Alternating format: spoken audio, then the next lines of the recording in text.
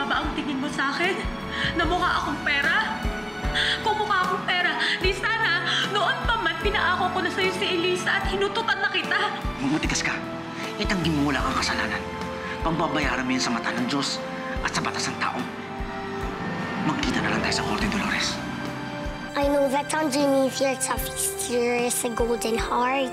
Kaya, sana po, payagan niyo na po makita si Elisa at ang nanay niya. Okay lang po ba sa inyo yun? I said no, and that's final. Elisa. Elisa.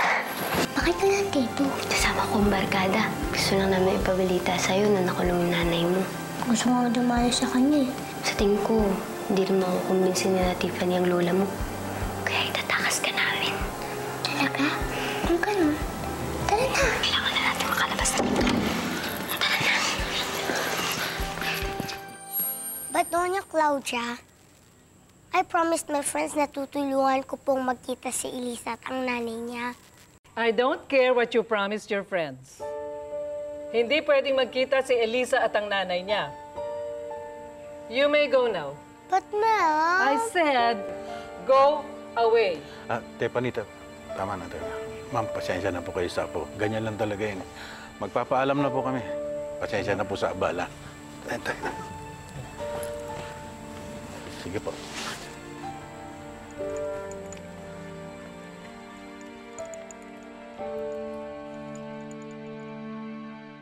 Pasensya na kayo mga bata. Ginawa ko na lahat pero ayaw pumayag ni Doña Claudia. Okay lang po.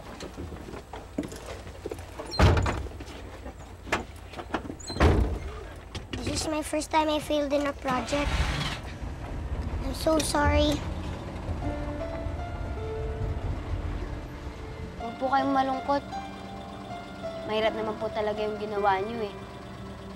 Kaya po gumawa po kami ng paraan para magkita sila. What do you mean gumawa kayo ng paraan?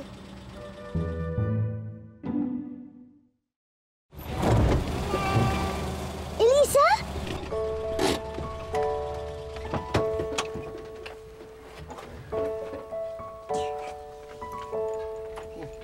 Ano nangyari at nandiyan ka? Diskarte lang po yun. Alam mo, hindi tama yung ginawa ninyo eh. Habang malapit pa, babalik na kita. Wag po, Chairman. Wag po. Gusto ko po makita si Inay. Mapa po kayo sa akin. Sige na po, Chairman. Gusto ko po makita si Inay. Oo nga naman po, Chairman. Bawal naman po kayo kay Elisa at kay Chang Dolores. Sige na po, Chairman. O sige, sige. Alam ko naman hindi kayo magpapaawat eh.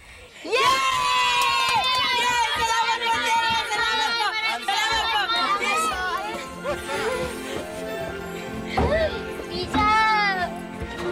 Yay! Excited ka na bang makita ang nanay mo? Oo! Excited na ako! Oh, bilisan ninyo ha. Babalikan na lang namin kayo mamaya. Hindi pwedeng magtagal dito si Elisa. Dahil tinakas nyo lang yan. Baka hanapin sa bahay nila. Ha? Oh, sige, sige, sige. Handa ka na bang makita ang nanay mo? Ano?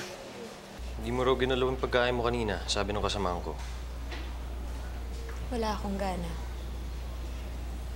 At kahit naman kainin ko yun, wala rin naman lasa. Ang sama-sama ng loob ko kay Victor. Nung nawawala si Elisa, magkasama kami nun. Alam niya yung mga pinagdaanan ko. Tapos ngayon, pagbibintangan niya ako na ako yung kumidnap kay Elisa. Galing-galing ko naman umarte kung lahat yun ay isang malaking pagdadrama lang. Mainit lang siya ngayon. Pero bigyan mong panahon, mapagtatanto rin yung tama yung sinasabi mo. Sana lang sa lahat ng to, hindi naniniwala si Elisa. Paratangan na nila ako ng kung ano-ano, wag lang ang anak ko. Nay! Elisa! Lisa! Elisa! Lisa! Nay! Elisa! Pagkakataon ay kay ila sa nais makahanap ng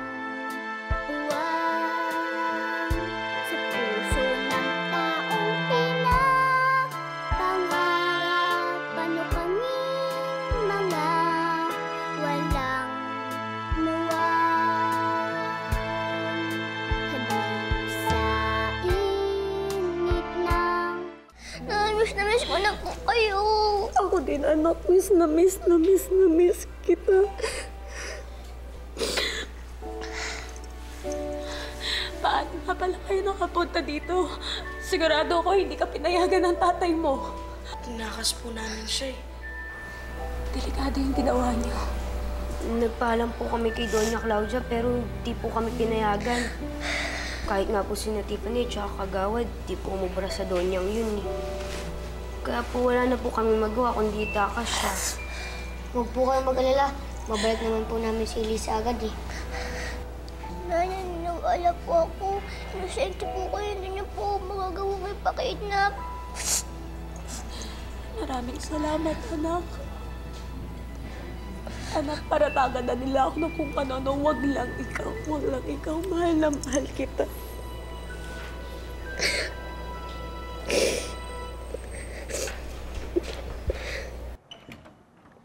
Lisa, anak! Halika, kain tayo sa baba! Lisa! Anak! Lisa! Lisa? Lisa? Ay, sabihin ko po kay Tay, wala po kang ginawang kasalanan. Wag na, Elisa. Ayokong madamay ka pa dito sa problema ko. Ako mag-aayos nito. Di ba nga ang sabi mo na wala akong kasalanan? Kaya makakalaya ako dito at magkakasama na tayo ulit. Pagdadasal po, kung yan, kami po ni Ate Josie, di ba? Oo naman, Siyang makakalabas po kayo dito. May awa po ang Diyos. Dinidinig niya po ang mga dasal ng mga ginigipit. Maraming salamat. Pare, hindi sila pwede rito. Mga bata, hindi kayo pwede rito. Sige na, uwi na kayo. Tsaka hindi na kami tumatanggap ng bisita na ganitong oras. Teka, pare. Baka naman pwede na pagbigyan yung mag-ina. Ngayon na nga lang sila nagkasama eh. Oo nga po, Mamang Pulis.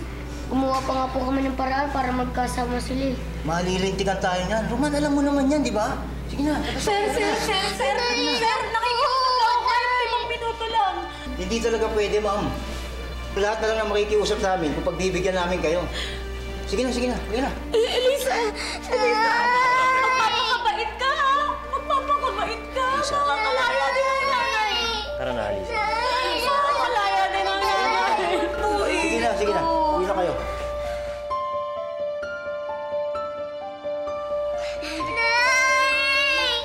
Sensya na.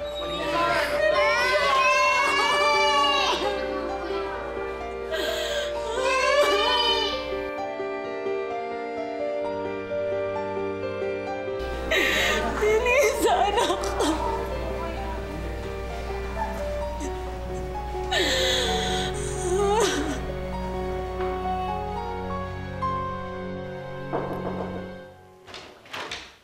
Mama? Oh, Victor, Nakita niyo ba bakit? si Lisa? Andun siya sa kwarto, natutulog. Wala siya dun sa kwarto niya. Kanina ko pa hinahanap. Eh baka naman nandyan lang sa labas o sa baba. Andali, hanapin natin. Mabilis naman po yung 5 minuto eh. Di pa po kami pininyagan yung kaibigan niyo, Mang Roman. Lisa, pasensya ka na. May mga patakaran kasi kami kailangan sundin dito. Pero hayaan mo, bukas naman pwede kayong bumalik. Wala naman po nila ako matakos bago makapunta dito. Teka. Takas? Anong takas? Tinakas niyo si Elisa para makapunta dito?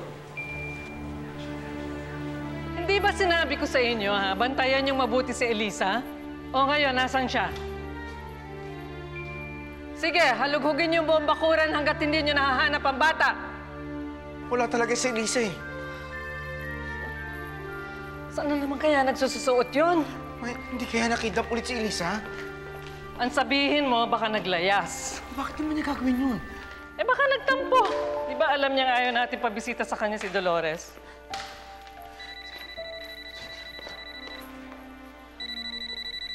Hello, Roman? Sige, pupunta ako. Victor, ano nangyayari? Si Lisa nasa Preciso, pupuntahan ko! Pasensya ka na, Roman, ha? Kung kinonsinti ko itong mga batang to sa ginawa nilang pagtakas kay Elisa. Nagulat na lang nga ako nung nasa loob ng sasakyan to si Elisa eh. Hindi niyo ho kailangan humingi ng dispensa sa akin, Chairman. Sila ho ang may pakana nito, kaya ako na ho ang gigisa sa kanila. Huwag ho kayo mag-alala. Ako nakakausap kay Victor. Ikaw nang bahala magalit sa mga bata, ha? Sige ho, Chairman. Salamat. Okay. Alis na kami. Kagawad, Tiffany.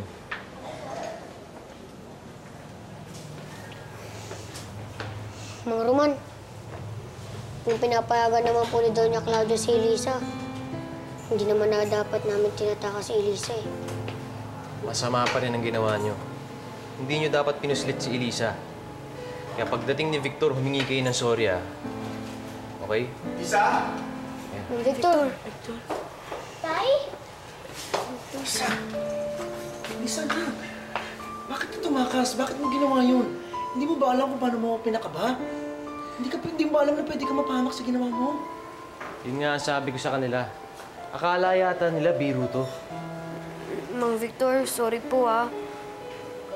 Gusto lang po namin makita ni Chance si Elisa, kaya po namin nagawa yun eh. Pero hindi na po mauulit. Talagang hindi na mauulit. Dahil ito na, hulang-huli niyo makikita si Elisa. Po? Ayaw naman po. Gusto rin naman po tumakas para makita ko si Inay. Mang Victor, parang awa niyo na naman po. Huwag niyong ilayo sa amin si Elisa. Opo, Mang Victor. Para saan niyo na lang po kami. Huwag na kayo magpaliwanag. Akala ko ba mapagkakatiwalaan ko kay tatlo? Hindi pala? Hindi ba kayo kung anong ginawa niyo? Pangingidap yung ginawa niyo. Na masama yun. Kasi mula ngayon, hindi niyo na makikita si Elisa, hindi niyo siya makakausap kahit kailan. Mang Victor. Tama na! Mang Victor. Elisa! Mang Victor! Elisa! Papayaan niyo na siya. Kayo naman may kasalanan eh.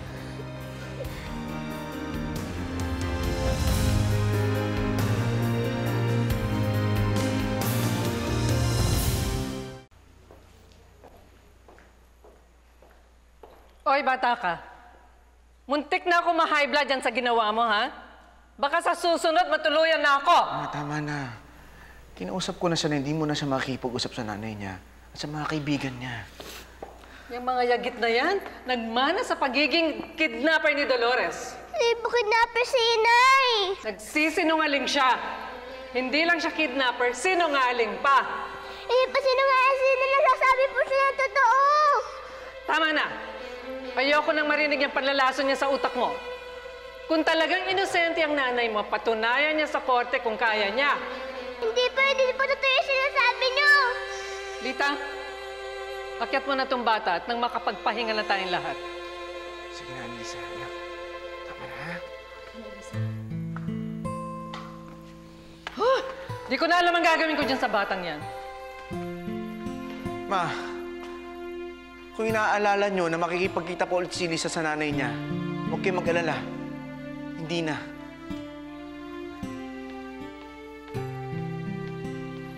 Naku, naririnig ko na yung palalait na inaabot natin sa pamilya ni Victor dahil sa tigas niyo ulo niyong dalawa. Biruin niyo tinakas niyo si Elisa? Ang lalakas naman ng loob niyo. Huling kasalanan niyo nang gagawin to, ha? Pag kayo may ginawa na naman kayong kalokohan, tatamaan kayo sa akin. Nagkakaintindihan ba tayo? Opo. Sige na, pasok na. Tulog na kayo. Sige na!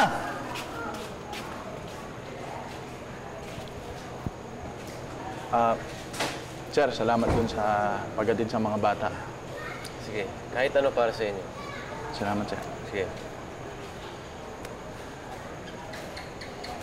Sabihan mo talaga yung dalawang batang yan, ha? Lisa? Lisa, anak.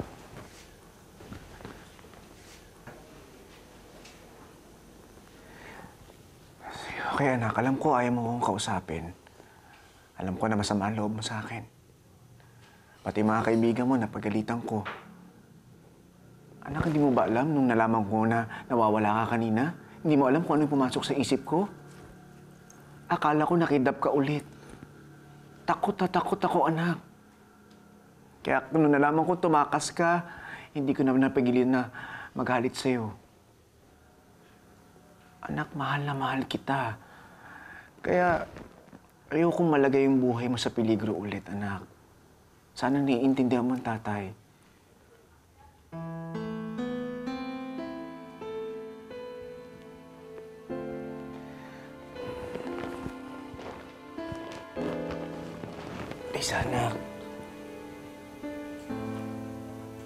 Sorry na.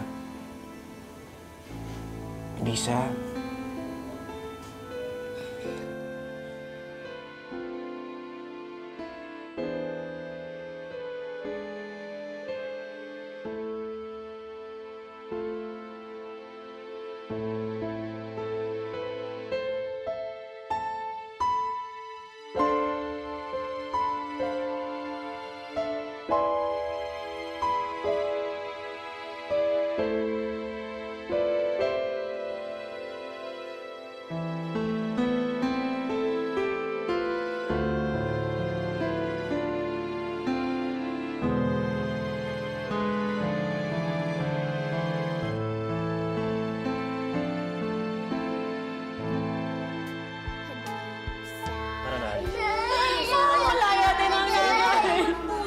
Sige na. Uwi na kayo.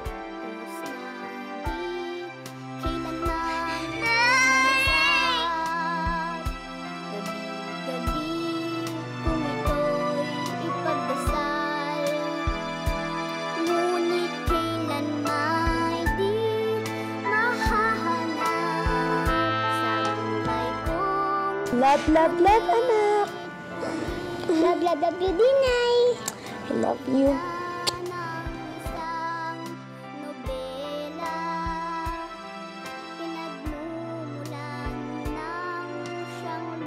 Magpapakabait ka, ha? Magpapakabait ka. Makakalaya din ang nanay. Tara na, Alice. Makakalaya din ang nanay. Sige na, sige na. Uwi na kayo.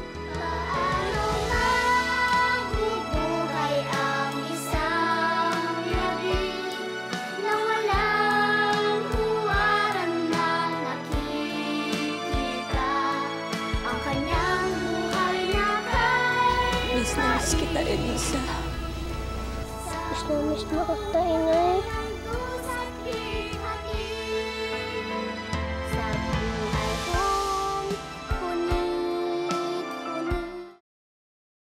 Alam nyo, balita ako malakas daw yung ebidensya ng mga gison laban kay Dolores dahil dun sa na-recover na ransom. Dolores kasi hindi nag-iingat eh. May duda ako dyan eh. Kung si Dolores talaga ang tunay na mastermind ng kidnapan na yan, eh bakit nagpapakahirap pa siya dito? Eh bakit hindi na lang siya magtago? Magtago sa ibang bansa? Malay nyo naman, baka kasama yun sa plano niya. Ngayong aariba na siya, wala siya naharap. Pwede. O baka naman hindi natin alam. Eh ginagastos na pala nilang pamilya yung ransom. Eh sadyang malaki yung pera. Hindi naubos. Ayun, nakita ng mga pulis. Eh sabi nga ni Dolores may sumalbahay sa kanya. Hindi kaya na-frame up yun? Naku, mukhang mahirap patunayan yun sa korte kasi daming ebidensya laban sa kanya. At kahit tanggalin mo lahat ng ebidensya, talo pa rin si Dolores sa kaso. Eh kung idiin siya ng mga gison, mayaman yung mga pamilya na yon. Isang kumpas lang ng kamay, kulong siya habang buhay. Ewan ko ba dyan kay Dolores? Papatol-patol sa mayaman. Simula nung pinatulan niya yung JR na yan, nagkaletse-letse yung buhay niya.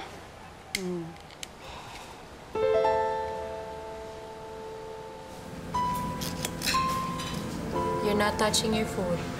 Do you want to order something else?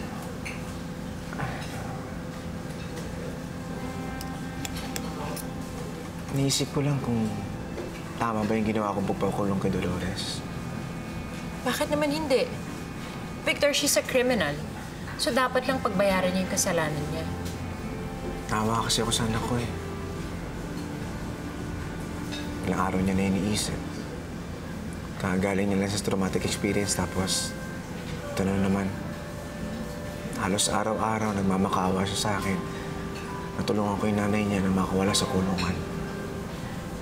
Alam mo, hindi pa naiintindihan ni Elisa ang nagawa ng nanay niya dahil bata pa siya. But you know, in time, she will understand that we're doing all this for her own good. But you're doing the right thing, Victor. Believe me, walang dahilan para makonsensya ka.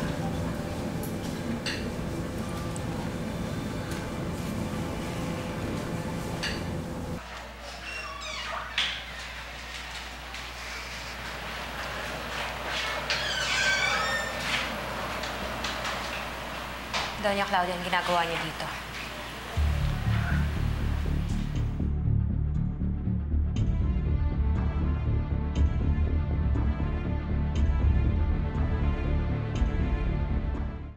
Kapal talaga ng mukha mo. Nagagawa mo pang tingnan ako ng diretso. Veteranang kriminal ka talaga. Hindi ako kriminal. Wala akong ginagawang masama. Paniwalaan mo ng sarili mong kasinungalingan, pero hindi mo ako maloloko. Asal hayop ka. Hindi ka na naawa sa apo ko, pati siya ginamit mo para lang magkapera. Sa halagang 3 milyon, itinaya mo ang buhay niya. Wala akong alam sa perang yun. Ipaliwanag mo kung ano yung nakita sa bahay mo. May naglagay nun doon. Na-frame up lang ako. Huwag ka na mag-imbento. Kinidnap mo si Elisa para lang magkapera. Sabihin niyo na lahat ng gusto niyong sabihin. Pero paninindigan ko na malinis ang konsensya ko. Hindi ko kinidnap ang anak ko. Saksi ko ang Diyos dito. Kaya mananaig ako na lalabas ang totoo at makakalabas ako dito, makikita niyo. Huwag ka na umasa. Sisiguraduhin kong hindi ka na makakalabas dito kahit kailan. Habang buhay kang mabubulok sa kulungang ito.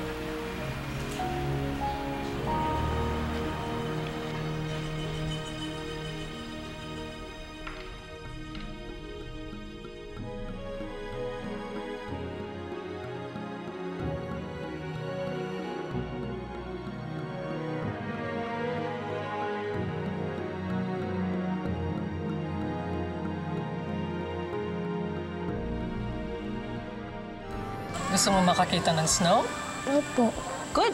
Then I'm sure you'll enjoy America. Nilalapitan mo pa bang babaeng yon? Kinausap ko siya, naisuko niya ang karapatan niya kay Lisa, kapalit ng kalayaan niya. Sabi mo, oportunista ka! Nakahanap ka ng butas para ilayo yung anak niya! Inalagaan niya ilang 7 taon habang nagpapasarap ka, gago! Alam ko na karapatan mo kay Elisa yung nakataya dito. Pero paano mo siya ilalaban kung nakakulong ka? Magandang hapon po. Nandiyan po ba si Elisa? Alis na po sila papuntang Amerika. Doon na sila titira.